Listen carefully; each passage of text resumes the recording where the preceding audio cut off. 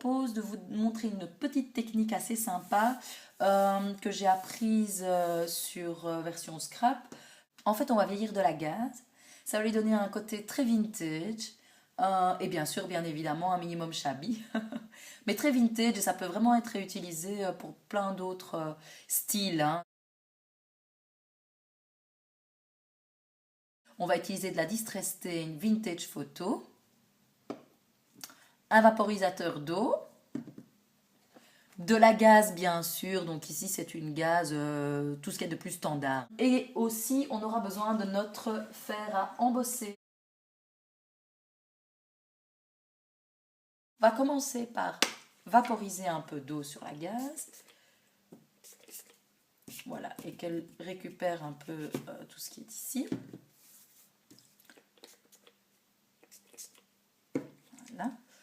J'ai un petit souci apparemment avec mon vapeau. Enfin voilà, donc elle est un peu humide. Un peu de stain.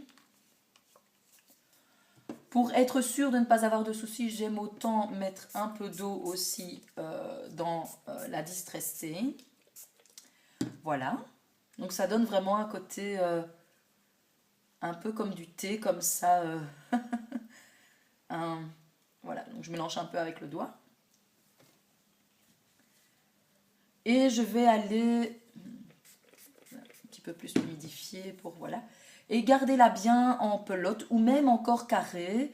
Ça peut aussi donner un style encore plié. Donc hop, je vais aller en chercher un peu, un peu, un peu. Voilà. Vous voyez ce que ça donne comme effet.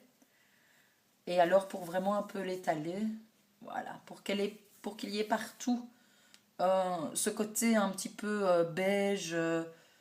Maintenant, si vous utilisez de l'orange, c'est pareil, hein, c'est la même chose. Voilà. Et si je veux accentuer, eh bien, je vais aller dans les coins un petit peu plus foncés et en ajouter dans ces coins-là. Donc, voilà. Voilà.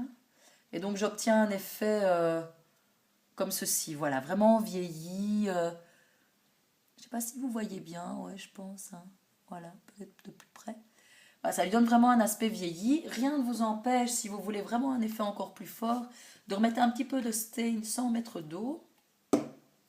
Et d'aller prendre un tout petit peu et de l'écrabouiller comme ça. D'en prendre juste un peu. Et vous voyez, là, ça donne vraiment un côté un peu plus foncé. De nouveau, toujours bien en petite pelote comme ça pour que ce soit distribué de façon non uniforme, justement. Voilà. Vous voyez, là, on a un côté encore un peu plus vieilli.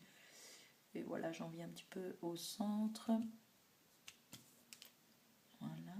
Et ici. Voilà, tout petit peu. Hop. Sans trop l'écrabouiller à ce moment-là, parce que sinon, on n'a plus les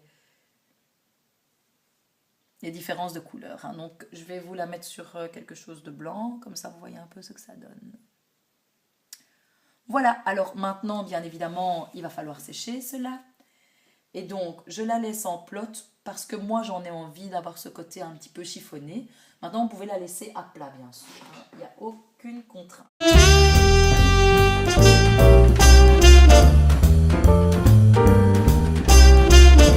Maintenant, c'est sec. Voilà. Et voici ce que j'en obtiens. Ce côté un peu vieilli, comme si c'était un vieux tissu. Voilà. Et je vais en faire des petites choses assez sympas, je pense.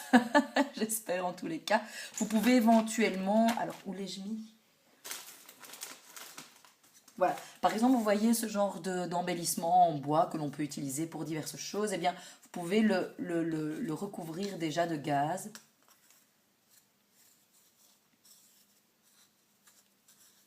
Là, vous l'emballez simplement dedans. Vous coupez ce qui est de trop à l'arrière. Et donc, vous avez déjà quelque chose d'un petit peu différent que le bois tout nu. Voilà. Maintenant, ça peut aussi être juste de la gaze sur un fond qui dépasse un peu avec ce côté un petit peu usé.